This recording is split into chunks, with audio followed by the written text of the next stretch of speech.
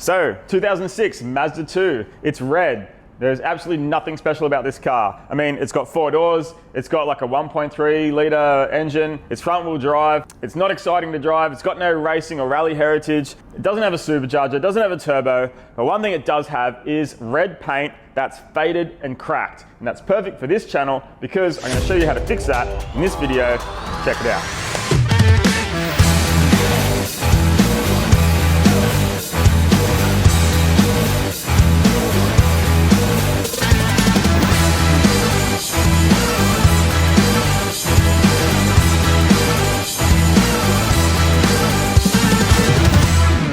So this car has been a regular daily for one of my friends for quite a long time, and they're about to give it away to a family member as their first car. So there are a few things wrong with this car. It is red, so it's faded and cracked. That happens a lot to red paint, and my theory is red paint, instead of reflecting the UV light, it absorbs it. Because absorbing that light is damaging the paint and damaging that UV protection that's in that paint or clear coat. And that's why red paint gets damaged so quickly, along with not having enough clear coat on the job from the factory. So we're gonna strip that. We're gonna do it as quickly as possible. So this video is great if you just wanna do a quick flip, fix the paint, and then repaint it. So let's get into it.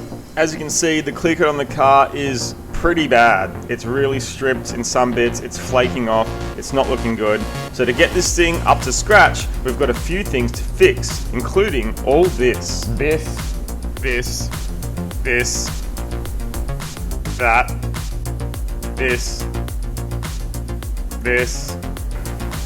that.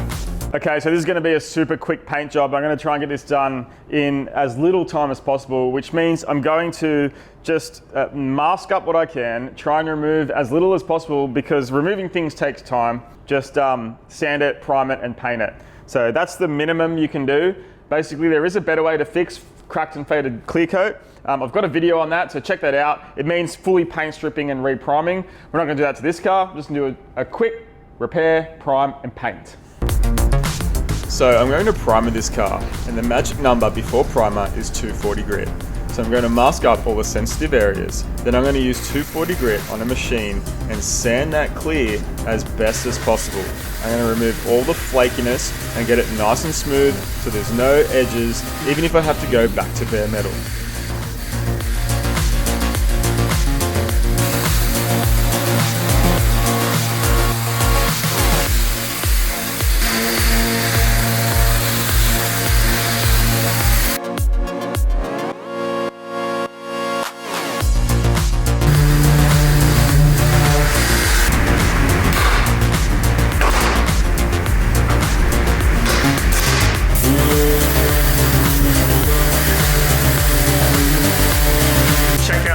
Sander. It is awesome. You would have seen it on one of the episodes of Mighty Car Mods that I was in helping him out, and it just has so many uses. It's so universal. I'm going to use it on this bumper bar to sand out these little chips and scratches. I mean, I'm going to use it on the headlights. I'm going to use it on tight areas. This machine absolutely kills it. Yeah, you can get it from VG Auto Paints, or I'm sure you can find one online somewhere, but it's great. Little 3-inch sander.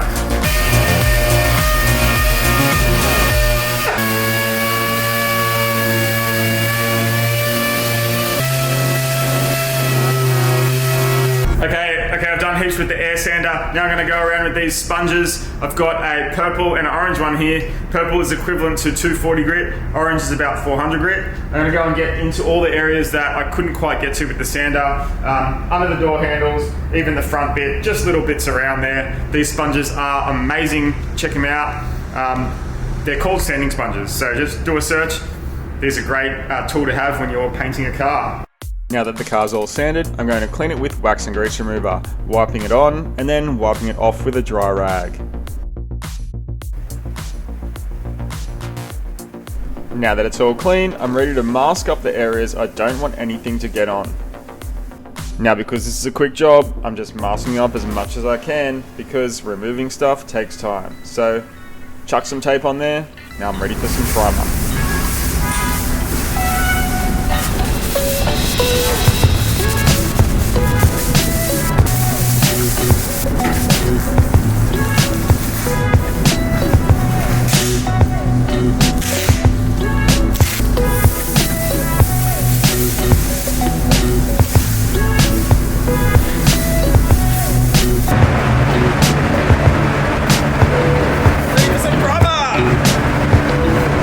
Now I'm going to give the car a quick clean with wax and grease remover, wiping it on and wiping it off with a clean rag. Now when we sanded, I rubbed through the paint and it went down to the bare metal. So I'm going to spray those areas with an etch primer. This is going to lay down and make it so that my high build primer sticks to those areas. I'm also going to spray a coat of plastic primer over the rear bumper bar because those areas that are bare plastic, I'm going to make sure the paint sticks to that too. Now for this job, I'm going to use a 2K high build primer. It's a very thick primer and it's going to fill any low spots that might be there from that sanding. It gets mixed 4:1 and 10% thinners. I'm going to use a 1.8mm spray gun and spray 3 coats over the job.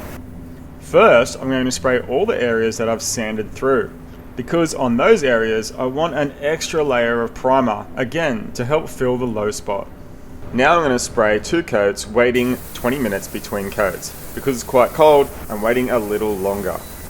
Now when spraying primer, make sure you get nice even coats and get nice and close to the job because you don't want to get a dry finish. That's going to make it a lot harder to sand. And also, as you're spraying primer, make sure you think about how you're going to attack the car when you start spraying the top coats. Get your method down right and make sure by the time you get there, you know exactly what to do so there's no hesitation. Now the primer's all done, it's time to leave it overnight and come back for the next step. I probably should have done this before I put the primer on, but I was just too excited. So I'm just going to have to do it now. And alrighty. See what we can do to kind of patch up this hole. Now I'm going to use some body filler to patch up this hole. So first I'm going to sand it with 120 grit, clean it, and then I'm going to use a wire mesh to cover the back of the hole. I've cut the mesh to size, now I'm putting some body filler over the bare plastic area. I'll stick the mesh down over the hole, then apply more body filler. And that's going to provide a backing so I can put some more filler on the other side. Now this is a special type of body filler, it cures with a UV light. So after 1 minute, it's rock hard. Now all I have to do is sand the other side with 120 grit and apply more body filler on that side. And now I can just cure it for 1 minute and keep going until I'm happy with the repair. This body filler is amazing, it's super quick, and I can't believe how good it works. Straight up, that repair took, I reckon, less than 15 minutes. And I'm just going to sand it, prime it, paint it. Okay, I've ran out of SD cards, so I'm just going to try and use my phone to film this, so bear with me here if the video isn't that good. I'm using a flat block and 80 grit to sand this body filler. Even though it's a curved surface, the flat block is going to follow that curve and give me my shape. So let me just chuck this under my chin.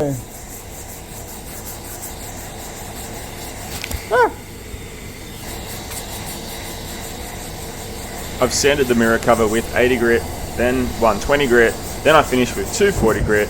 Now I'm ready for some high build primer. And lucky it's cold because I've still got some primer in the gun.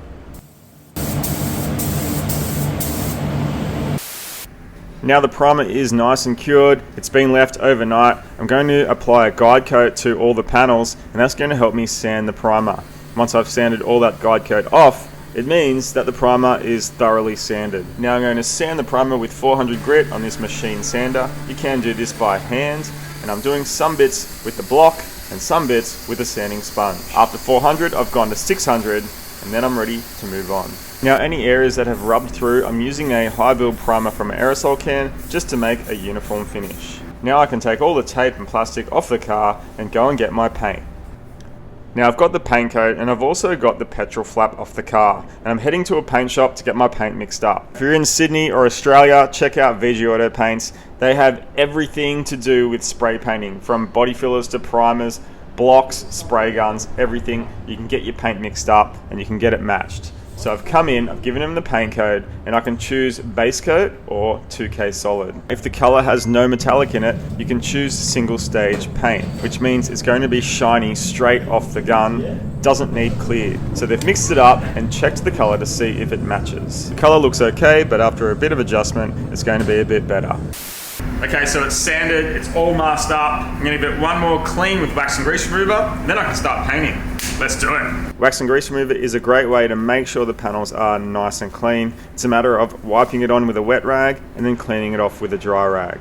At this stage, a tack rag is also great to get rid of any dust. Now I've got some white base coat paint because I noticed when I was sanding the car, it had a white under the red. There's something to keep in mind if you are getting paint. Check what color the primer is of the original job to make sure you use the same color primer, because that can affect the color of the top coat.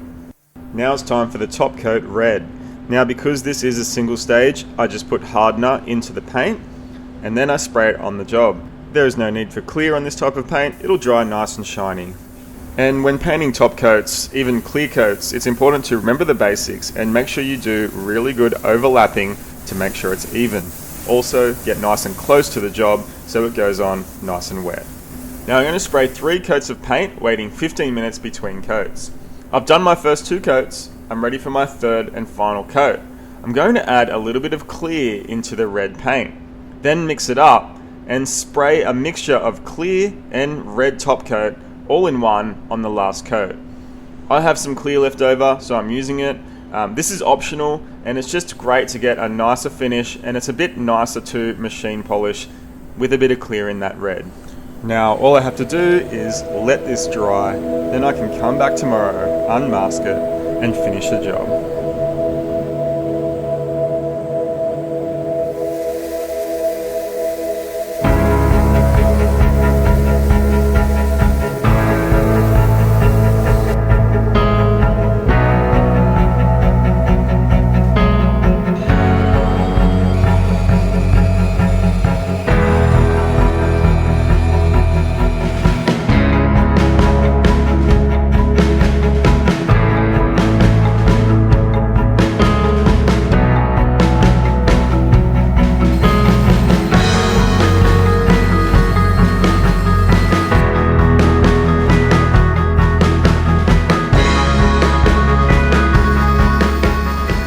So at the start of the video, I said there was nothing special about this car. Well, since then, I found out that there actually is something special about this car. My friend's father purchased this car new and it served him well for years. When my friend's car got stolen, he used this little red Mazda to get around. It helped him get to and from work to support his family when he needed it most.